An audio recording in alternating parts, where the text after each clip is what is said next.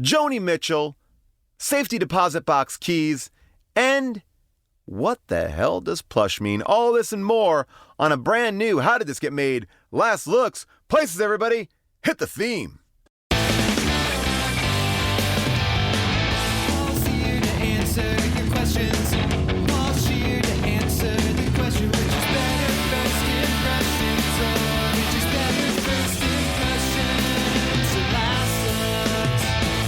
Hello, all you Plush Division actors. I'm your host, Paul Scheer, and welcome to this special, supersized edition of How Did This Get Made? Last Looks. That's right, it's supersized because we took a little bit of a hiatus over the July 4th week, and today I'm going to address your issues on both Hypnotic and Sleepover. That's right, this is our Barbieheimer. We are combining two very diverse movies and going to talk about them here on the show. By the way, I don't get all the talk about the Barbieheimer. Like, I get it in a general sense, but I feel like we don't have that much to talk about, that we're so excited or weirded out about how to watch these movies. We have such an allegiance to both things.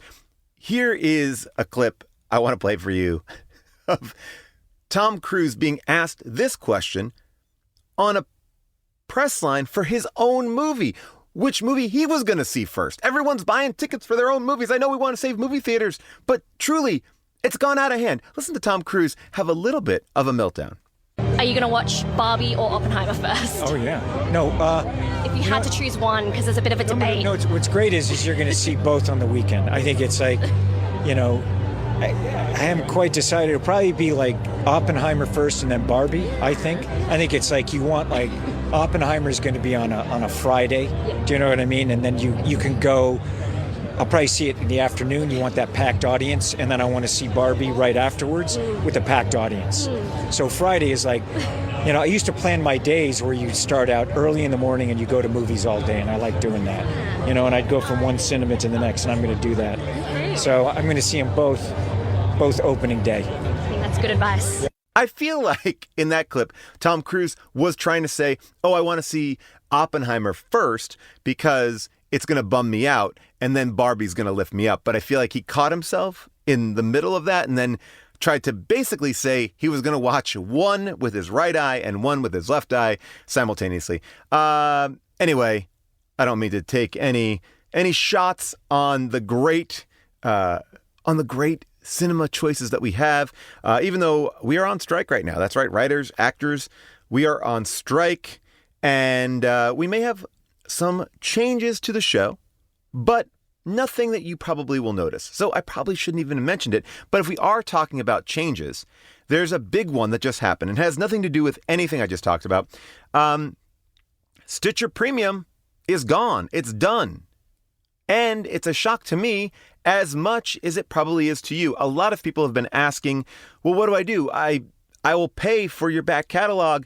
And I'm just going to say, we don't know what we're going to do yet. What we are planning on doing is opening up a lot more episodes that are available right now. We're still going to do our Matinee Mondays. And we want you to voice what episodes you want to hear in those Matinee Mondays. We're not going to pull out the entire catalog just yet.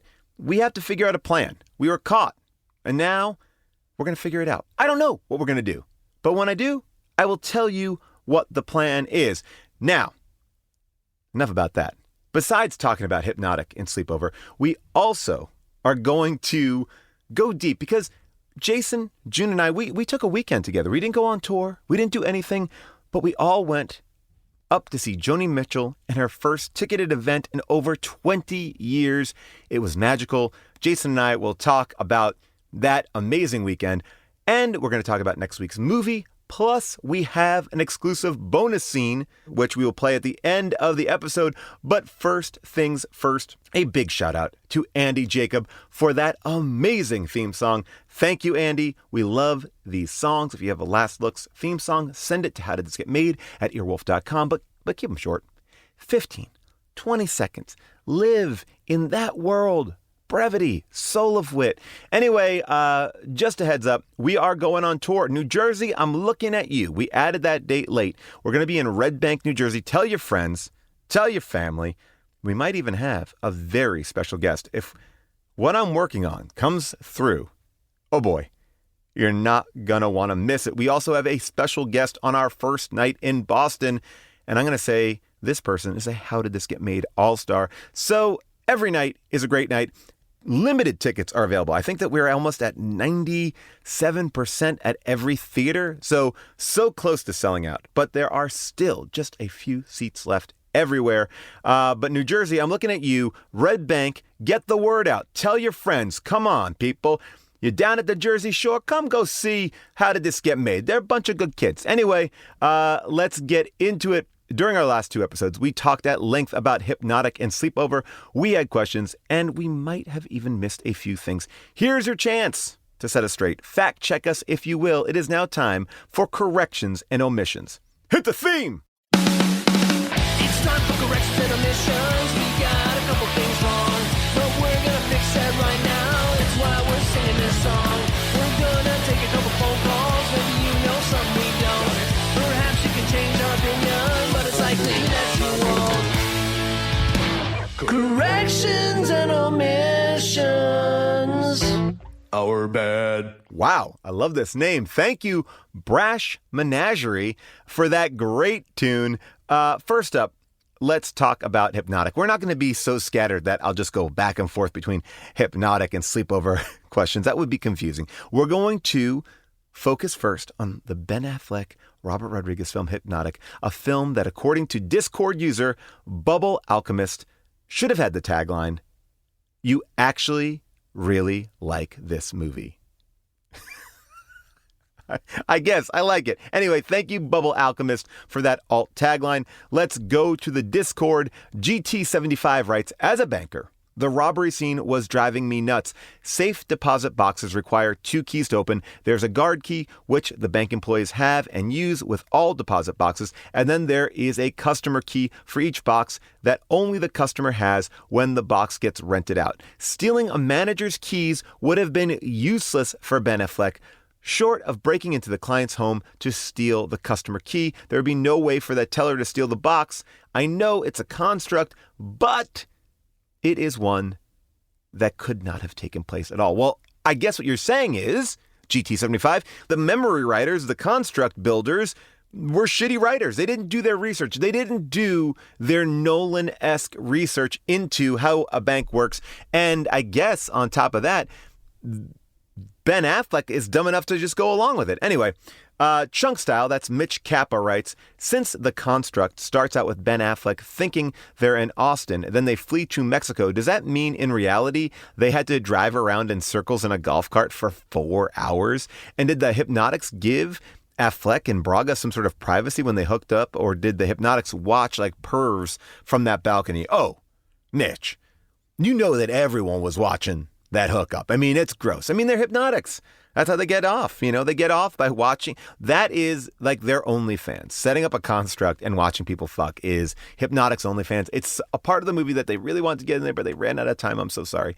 Sean McBee writes, the inherent flaw with the entire movie is that what the division wants is for Ben Affleck to figure out who Lev Delrain is. So the division constructs a scenario in which they tell him that Willem Fichtner is Lev Delrain. Then, rather than looking for the actual location of his daughter, he spends his time in the scenario looking for William Fichtner. Furthermore, if they don't want him to realize that he's a hypnotic, why introduce a concept of hypnotics in the scenario at all? Why not... I didn't even think about that.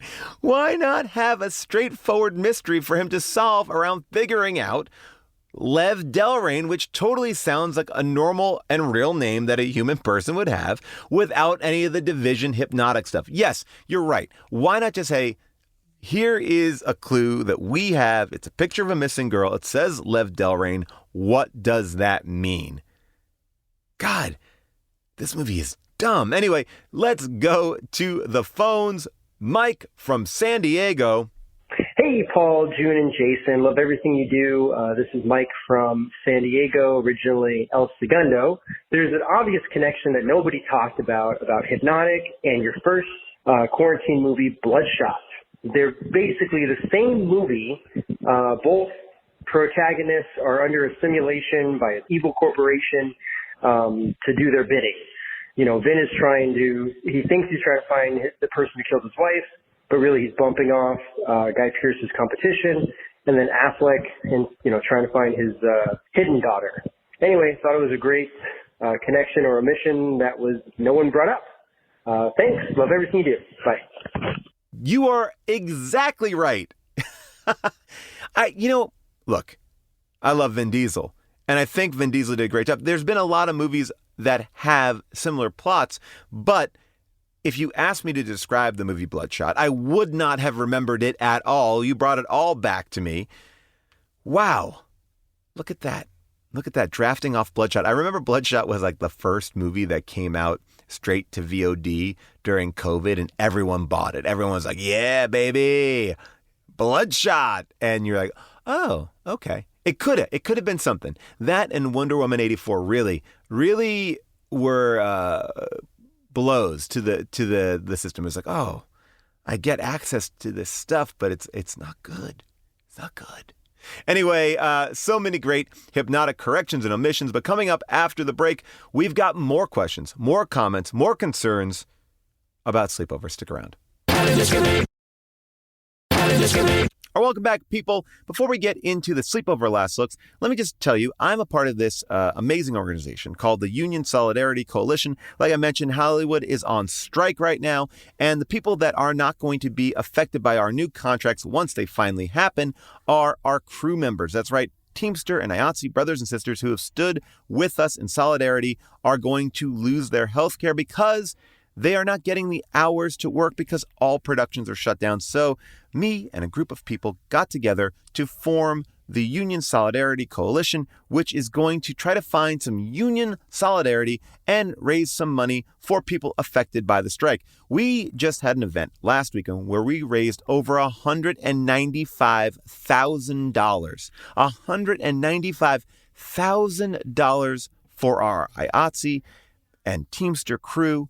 And now we're continuing to raise money by starting an amazing auction. This auction is a celebrity auction like no other. You can have Nick Kroll call you in the voice of one of your favorite characters. I will pick your fantasy draft order. You can go on a walk with June Diane Raphael. You can eat corn dogs with Brett Gelman from Stranger Things. He plays Murray. You can get a vase from Seth Rogen. Smoke weed with Woody Harrelson. Justine Bateman has products that she's knitted. Lena Dunham has a quilted bikini up there. There are so many great things. If you're a fan of the Arrowverse, the CW show Arrow, Mark Guggenheim will do an hour-long Zoom with you. Maggie Gyllenhaal is going to do a Zoom. Weird Al Yankovic, Daniel Radcliffe, all these people have given up such great stuff, not to mention autographs, Spider-Man posters, and Spaceball posters. It is truly a wealth of great, great stuff, and 100% of the proceeds go to the Motion Picture Television Fund, healthcare, so we can take care of our crew members who stand in solidarity with us. Now, back to the show. All right, welcome back. We've left Hypnotic in the past. Time to delve into corrections and omissions for the movie Sleepover, a movie that, according to Discord user Anna Smithsonian, could have had the tagline of Sleepover, not police approved. Okay. If y'all remember Police Approved, that was the dating site that the girls were on where they had to police approved dating site. Anyway, thank you, Anna Smithsonian, for that alt tagline. Let's go to the Discord. Danimal, what do you got? So many of the cringy moments from the film were talked about in this episode, but there was one I noticed that went unmentioned. When the girls arrive at the high school dance, one of the teachers gets on stage and makes this announcement. Almost time for the big dance contest, and remember, anything goes. So just pretend that Mrs. Withers and I aren't here. What is with the creepy teachers in this town? You're right. I didn't even think about that. That's so bizarre. That's like Milk Money bizarre. Remember what happened in Milk Money at that end dance with Terrence Stamp and Melanie Griffith? These kids, no wonder Footloose came out. They need to control these kids. Dancing is evil. Dennis C. Abrams writes, our hosts, very formal, Dennis. Our host talked about the barefootness and the skateboarding, but not the barefoot downhill high-speed skateboarding. How could she have stopped or slowed down that skateboard without losing all the skin on her feet? Dennis Abrams, you are so right. That's our Die Hard moment. That's why we get connected to that character, because our feet are all torn up. You know what? We all want a sleepover, but we all know that you'll do anything to get it. And one of the things you'll do is rip off the bottom soles of your feet. Also, maybe she's just super fucking calloused. Maybe she just wears too tight shoes. Maybe she wasn't affected at all. And that's a whole other movie. Anyway, Dr. Guts 1003 writes, perhaps this was included in Paul's timeline and not just mentioned in the episode, but from the moment Jane Lynch leaves the house for the night, it is pitch black outside. The movie takes place in June. There should still be some sunlight until 9:30. Well, Dr. Guts, I think you're wrong. I think you're wrong because that may just be where you live, not like just in general 9:30. I don't think it's not bright out here in LA at 9:30. Somebody fact check that, not me. All right, let's go to the phones. First up, Juliana from New York. Hi, Paul. This is Juliana from New York, but I also traveled all the way to New Orleans to see your show, the Hard Target show. Loved it. I had a question because Sleepover is one of my favorite movies. I watched it when I was a kid. I think I was around 8 when it came out, and I thought if you would have asked me then, I would have told you it was a perfect movie.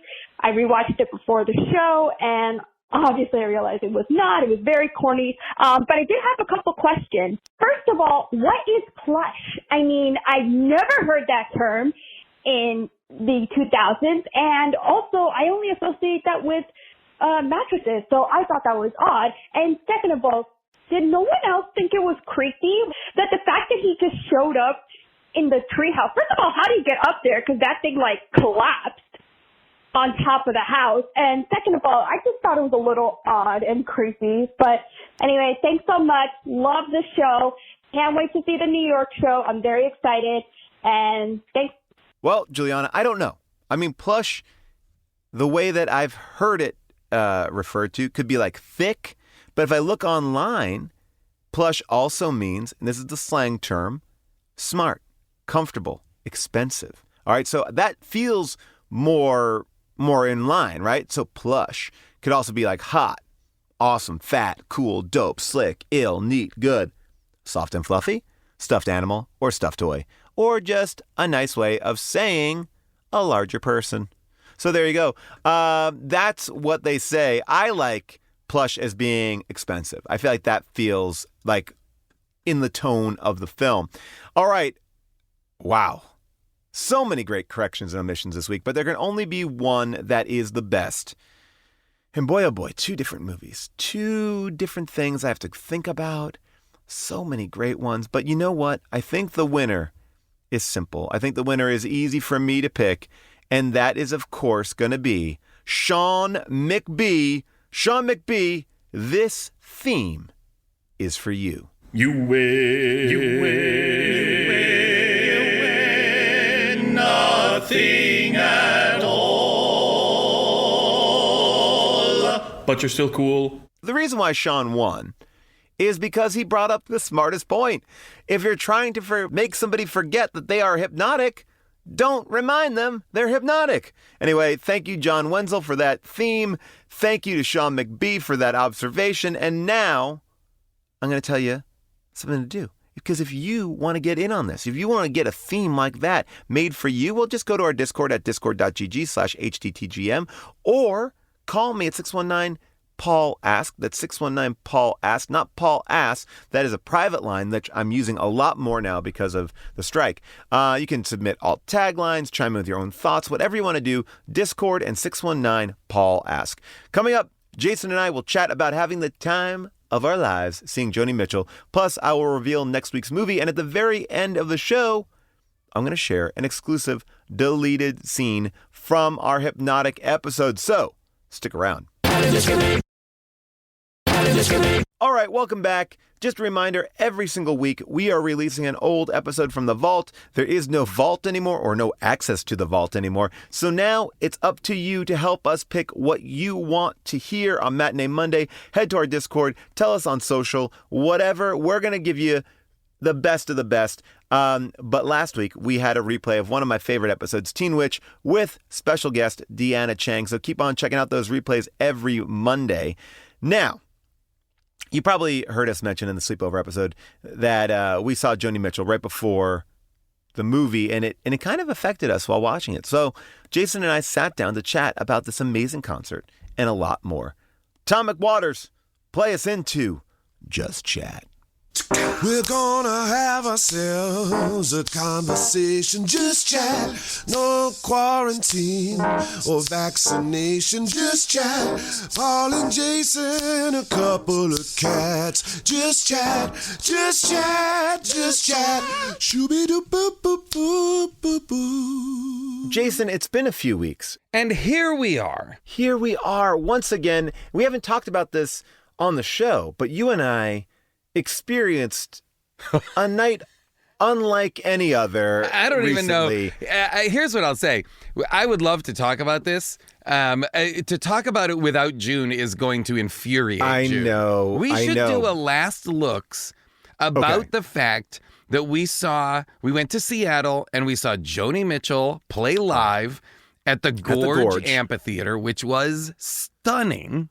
It is unbelievable. The venue is unbelievable. It is like a concert venue on the edge of the Grand Canyon. It's like fucking absolutely gobsmackingly, disgustingly gorgeous. Oh man, alive! It was stunning. Like I was really just basking in the glow. And for people who don't know, this is the first ticketed Joni Mitchell concert in over 20 years, right? Joni Mitchell had an aneurysm in, I think, 2016 or 2015 and was in decline, and then has kind of, through rehabilitation, kind of been coming out of it.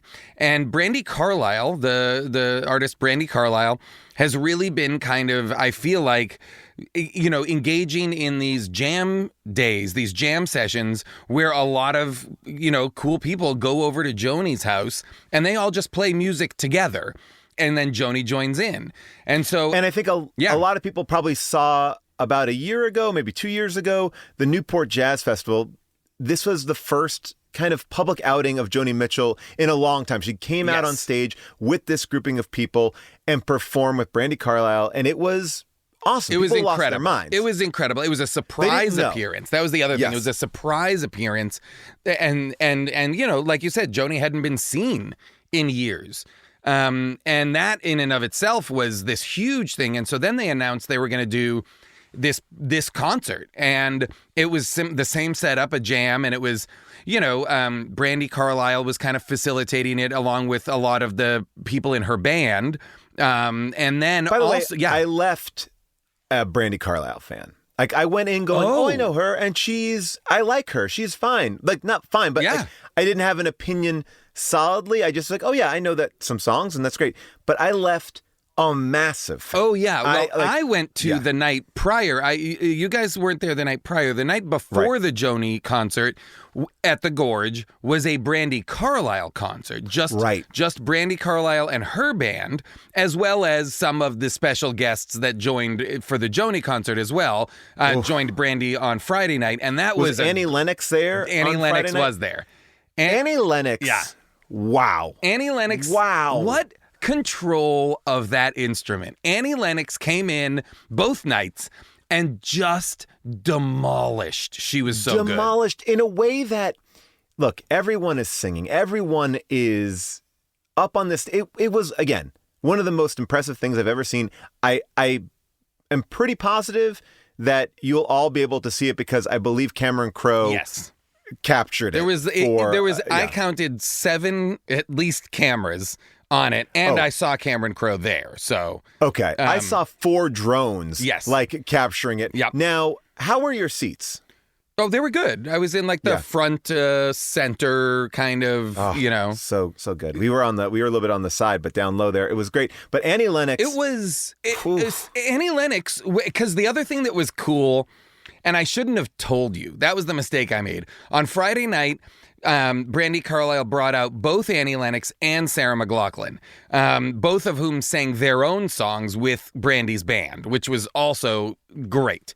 But on Saturday night, I wish I hadn't told you that Annie Lennox and Sarah McLachlan had played the night before, because they would have then been surprises to you on Saturday night, because it was so fun when they just showed up. But it was Annie Lennox amazing to singing see Ladies of the Canyon, and then Sarah McLachlan playing piano and singing Blue was just incredible. First of all, can I just say one thing about Sarah McLachlan? How does she look younger than she looked in 1992? Marry me, Sarah McLachlan. Wow. I was like, her tendrils were stealing the show. She was. Those little wisps. The first night she came out, because again, totally a surprise, unannounced. Right. Came bounding from side stage barefoot and just came out and sang Sarah McLachlan songs. Like it was great, but she sang Blue beautifully. Everybody just got up there, and I will say this, and you are much more of a connoisseur of music. I enjoyed what I saw at the Newport Jazz Festival. It was amazing.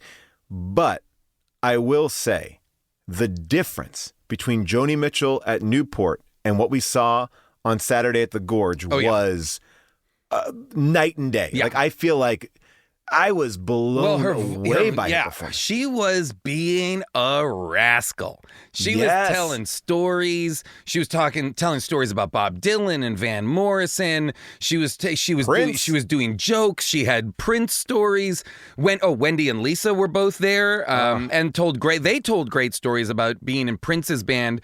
And I loved the story that Prince hired Wendy and Lisa because when he heard them play, they sounded like Joni Mitchell, and he loved Joni. In a way, they were telling stories about how important Joni was to Prince, and that was cool.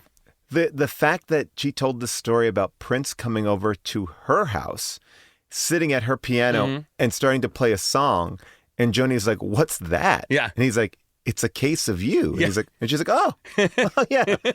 Like she had the energy of the most rascally grandma that you've ever had. Like, to the point where sometimes I was a little bit nervous. Like, is she going to say something that she shouldn't be saying? But she was fully in control, fully funny. Mischief. She was, and that's the difference. And her voice, she sang because her voice is not as good as it has been in years past. It's changed. Her voice changed absolutely. Her voice changed just in general from the high alto that she had during the folk days.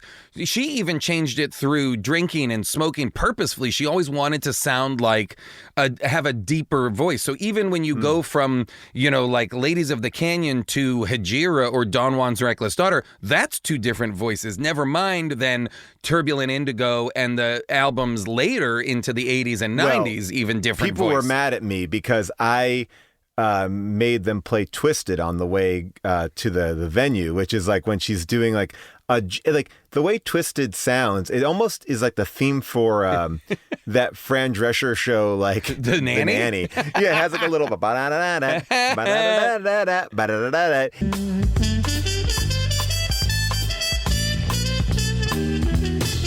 My analyst told me that I was right out of my head, the way he described it. He said I'd be better dead than alive. And it's great. It's a great song.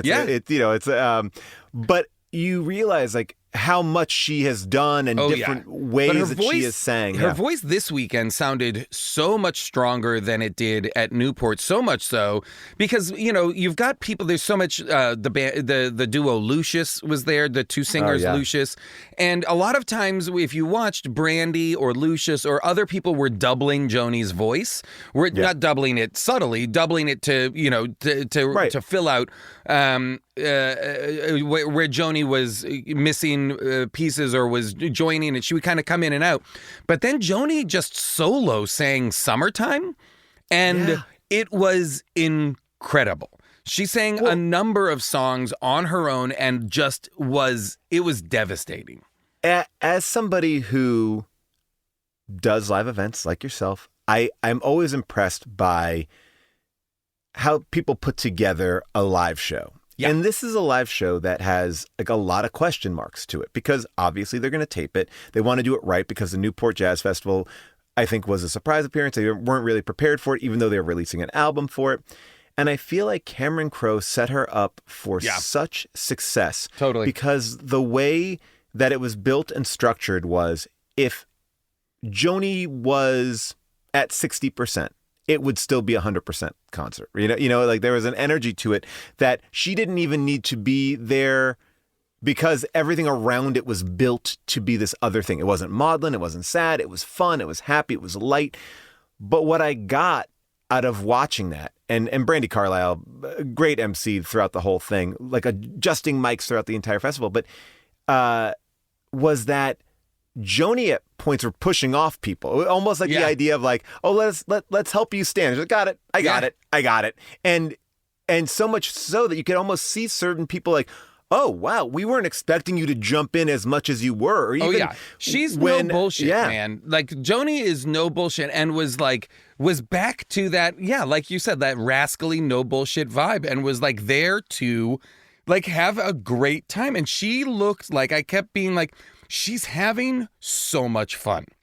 Yes, you can see 100% how much fun she's having, even when she wasn't singing. When the artist Celise, who sang and played guitar, just Joni watching Celise was incredible. Like Joni, we've mentioned a number of people, but there was even more. Blake Mills, I think, unsung hero of the night. Playing amazing. Joni's guitar. Marcus Mumford on percussion. Matt Chamberlain, like one of my all-time favorite drummers in the whole world. Matt Chamberlain, unbelievable. When he showed up at Brandi Carlile's set on Friday, I was like, shit, that's Matt Chamberlain. Incredible band. I needed you nearby because I spent the rest of the night Googling everybody up there. Oh, yeah. I'll tell you the one person I walked away with a real love for, and I even texted you about this, but the whole night it's a Joni concert where people are leading the way, kind of doing covers, their own versions of it. Sometimes she's joining in, sometimes she's watching. She's also very active throughout the entire thing. But the one thing about this night is, while it is a jam, everything that they're covering is primarily Joni songs or songs that Joni wants to do, like Love Potion No. 9 or Young at Heart, right? Joni doing Young at Heart really wrecked me. Tales can be true that happen to you if you're young at heart. For it's hard, you will find, to be narrow of mind if you're young at heart. Oh, it was amazing. Now, we get to about mid-show, and Annie Lennox has performed, right? Who just brought down the house. And then we throw to a man named Rick. A man named Rick who was an ageless man who, if you told me he was just out of college or just going into a retirement home, I would say, why not? Yes. Why not? And Joni was like, I don't want Rick to do one of my numbers. He's an emerging artist, and I want him to do one of his own numbers. Yeah. And it was, and I was like, ooh, I wonder what this is going to be.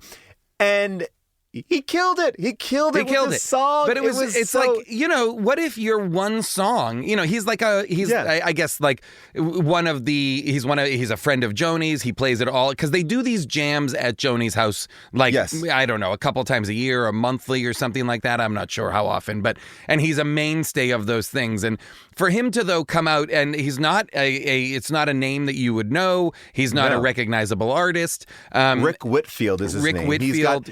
He's got 2 albums on Spotify. One is a Christmas album. Oh, wow. And one is another album he released a while ago. But imagine like your Smokehouse. Yeah, exactly. Imagine you're used to playing the Smokehouse, which is like a steakhouse restaurant here in LA, and then you are playing for 27,000 people at the Gorge.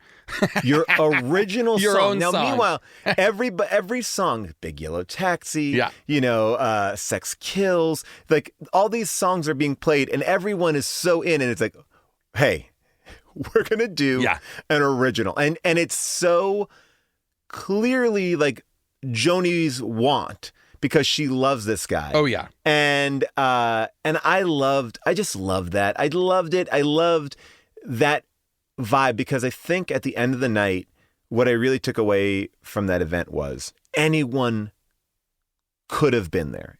Everyone probably wanted to be there.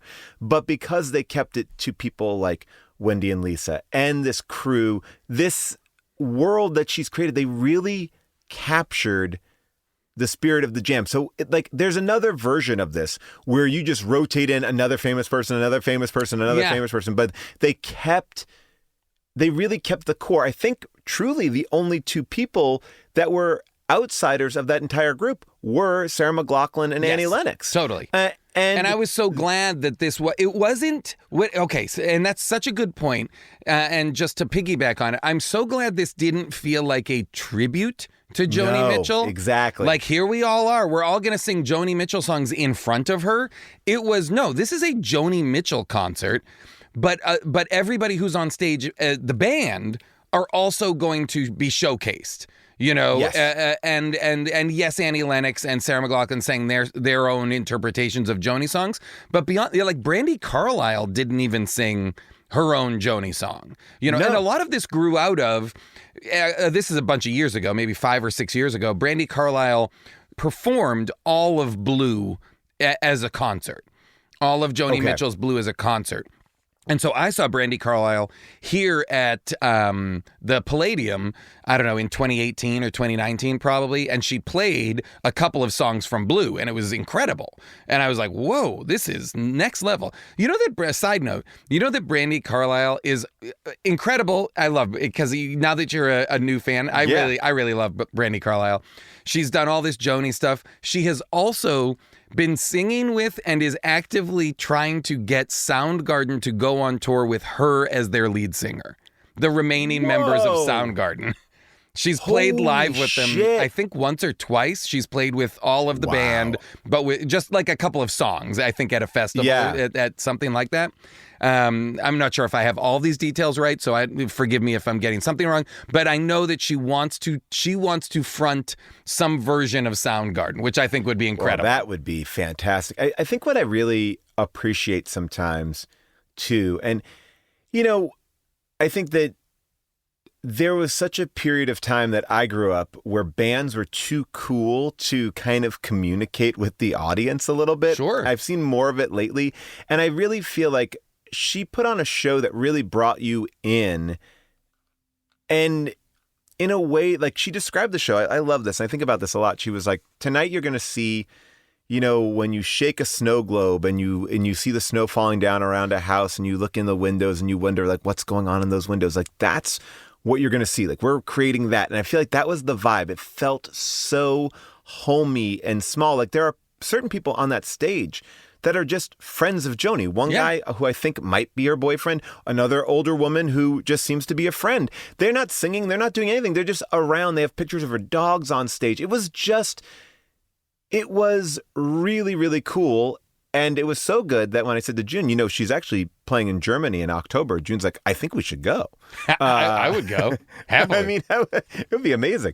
Yeah, but it really was. I love that it's like it's not just we're honoring this person or like I said a tribute. Yeah, it wasn't maudlin. It felt very alive. It felt very exciting and vibrant and alive, and it felt like from a place of what I liked about Brandi Carlile in this regard, and in also kind of the Soundgarden thing is, I love to your point. She's not so cool as to not be a vocal fan of things. Yes. And that's what I love. Yeah. Like she is out there championing all of these other artists, and that's and giving everybody their due and making sure everybody gets showcased and everybody, there's just something there's a generosity to it that feels really impressive. And I think that's the case for a lot of musicians and bands. Now, I don't think it's as competitive or as like fuck them, it's us kind of the vibes of the older generations of rock acts and stuff. No, yeah, there's something really, really amazing about like we're there because we're fans and they're there because they're fans. Like, right? Like, it's like It felt you know, if you YouTube, there's a great video of Joni playing Coyote, one of my favorite songs off of my absolute favorite album of all time, Hajira.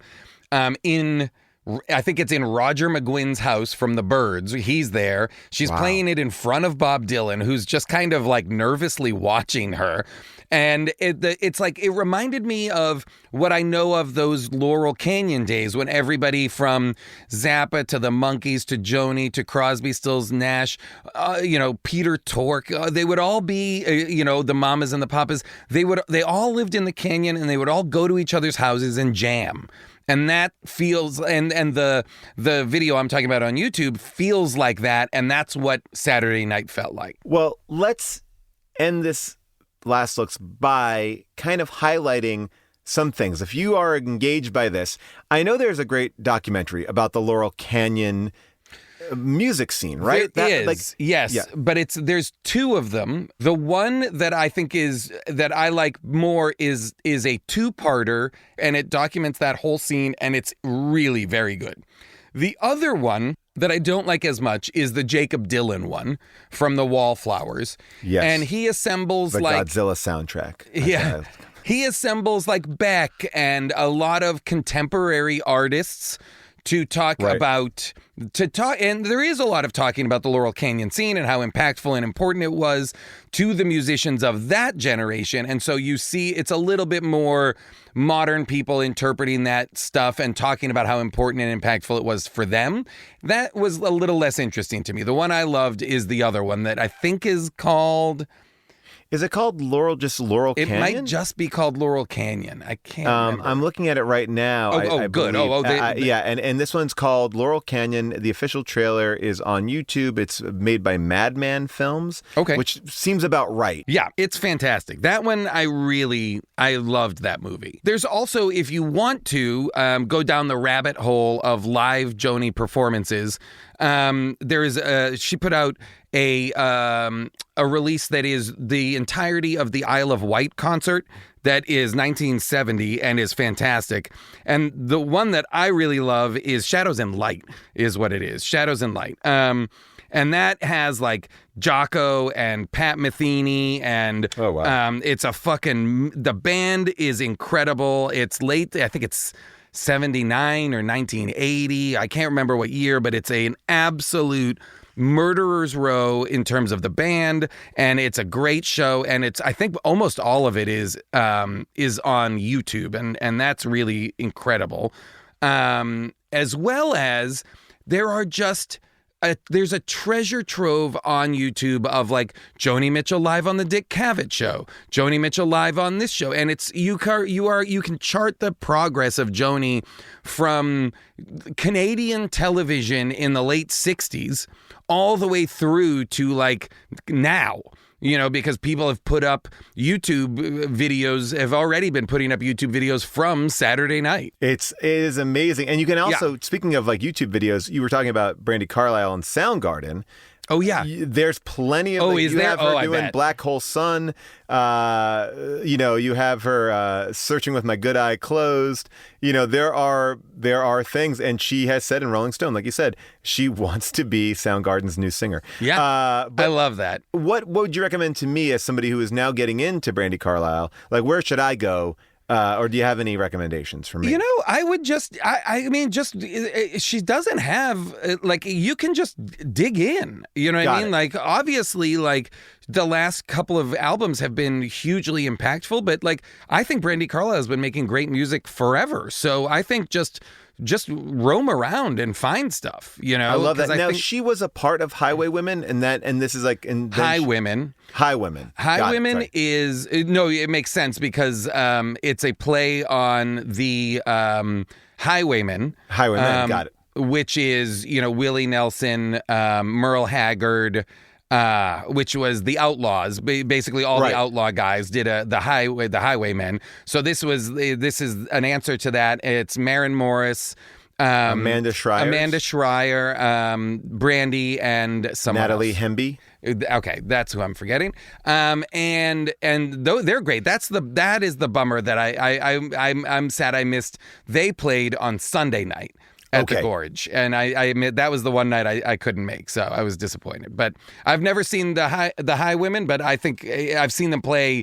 I've seen videos of them, and it's great. Their harmonies are fantastic. Well, I love this. This is a little entry point in, and of course, like we said, the Newport album is coming out that was just recently remastered. And if you are at all interested, go, the Joni Mitchell archive is incredibly active right now. They've been remastering, reissuing, they're putting out box sets of stuff. The Joni Mitchell archive is absolutely worth checking out if you want Joni stuff, if you're obsessed with Joni Mitchell. All right, well then that's a little table setting for everybody to go on the journey that we are in our house are deeply in right now, listening to a lot of this stuff and kind of trying to get back to that amazing feeling of that night. So a different last looks for you. And can I say one last thing? Please. Don't be discouraged by the fact that Joni Mitchell's music isn't on Spotify. Yes, she found pulled that out. it off. Yes. She pulled it off when Neil Young pulled his stuff off and a bunch of other people did. And it's not gone back on yet, but you can still find it. You can still support Joni by going to other places. And by the way, it's on Apple. It's on Apple Music. It's on all the other streamers. You'll still find it anywhere. You can stream this music. Don't be discouraged by the fact that it's not on Spotify. What I will say, though, is what you will find on Spotify are amazing covers, like Bonnie Raitt covers. And they're like, she is truly, probably one of the most covered artists of all time. And there are so many songs that their most iconic version is someone else's version, like Woodstock. A lot of people don't know that Crosby, Stills, and Nash Woodstock is a Joni Mitchell song. Wow, look at that, you see? I'll go one further. Not only did Joni Mitchell write Woodstock, and Crosby, Stills, Nash and Young performed it, but Joni Mitchell wasn't at Woodstock because she had to stay in New York to film the Dick Cavett show the next day. And so she missed Woodstock. So the song Woodstock is written out of like FOMO. Like she wrote Woodstock because of everything everybody was telling her about it, and she felt so jealous or upset that she hadn't been there. She wrote the song, the definitive song about Woodstock, having not been there. She's the best. Come on. Oh boy, oh boy. All right. We'll check in with you next time. Goodbye. All right. Thank you, Jason. Now that we got Hypnotic and Sleepover out of the way, let's talk about next week's movie. We are going from the end of middle school to the end of the world. That's right. Next week, we are watching Absolution, starring Mario Lopez, Jamie Presley, and Richard Grieco. Here is a short breakdown of the plot. Most of Earth has been destroyed by an asteroid, but a small military colony called New America has managed to survive in the Arctic. By the way, I did not know that from the actual movie. When a soldier goes missing at the colony, authorities send an undercover agent to investigate. There are no reviews for this movie on Rotten Tomatoes, so instead we turn to Letterboxd, where user Fred Coleman writes, "This movie is full metal dog shit." All right, let's take a listen to the trailer. An alien invasion. Brian K. Murphy. That's me. Andy Quintana. It's my duty to welcome you to Foreman Military Academy, New American Colony. A futuristic army. Only one man can save the human race. Mario Lopez. I obey any and all orders you command. Jamie Presley. I've been here all night, and I haven't been ravished once. Absolution. All right, we are now at the end of this episode. Before we go, check out this bonus scene from our Hypnotic show where we talk more about the actors in The Division. If I'm in The Division too, because The Division is essentially a repertoire group of actors. Like, it's just a group of actors acting. It's Patti LuPone, it's Kevin Kline. And I found it shocking that there's only been one child, because actors as a whole are very horny people. Yes. They're always having sex with each other. And so only 2 Hypnotics ever had a baby? Well, here's something I want to talk to you about. It's against the law? Well, here's what I'll say. I want to talk to 2 of these points. First of all, it does... Guys, I'm having a great time. I really was like, this movie's so dumb, and I'm like, oh man, I love it. I was watching the movie, and one of my notes I wrote down early was, where are all the fucking people? Like, this must be a COVID movie because there are no background, like very empty scenes. And then I was like, oh, 36 Hypnotics. They can't fill all the scenes. They got to Mexico City. Yeah. Then they put all of them into that one because he's moving from elevator to thing. They got to get basketball. They got to they're driving around town. Mexico, they all could just run in, Yes. Okay, so all I'm saying is that is the reason why there's not that many people. I think it is against the law in hypnotic world. Now, but I want to ask the audience. Think it's against the law for the Red Blazers to have sex with each other? Yes, to produce. So they can have sex for pleasure. What they do say is that I also love that you said produce and not reproduce. Well, they produce a lot of great stuff, this construct. You guys can fuck, but you better not produce. But I'm not going to Ralph's. I'm going to Gelson's for its produce. I just want to also speak to June's point. I really want to say to you, June, what an honor it would be to be the bank teller because you're working on your craft. Your job in real life is to go up to the CEO, the prime minister. You have to be like, I need my instrument oiled. Like, you want to be getting these small parts. I am the bank manager. I am the hot woman. The temperature hot woman. And to me, what a great honor to play all these roles. Listen, what better way to learn? And maybe that back lot is their training grounds for new hypnotics. What you're absolutely right about is to be at the division is basically like going to Juilliard. It's getting a MFA. It's getting Michael Shannon was a hypnotic. And it's so interesting because actually these hypnotics have probably, I don't really know, I can't speak for them obviously, but not a lot of interest in acting and performing. And so that's all they do. That's what I'm saying. That's what's so fascinating about watching their work is that their whole job is to get into other people's minds, not to like embody others.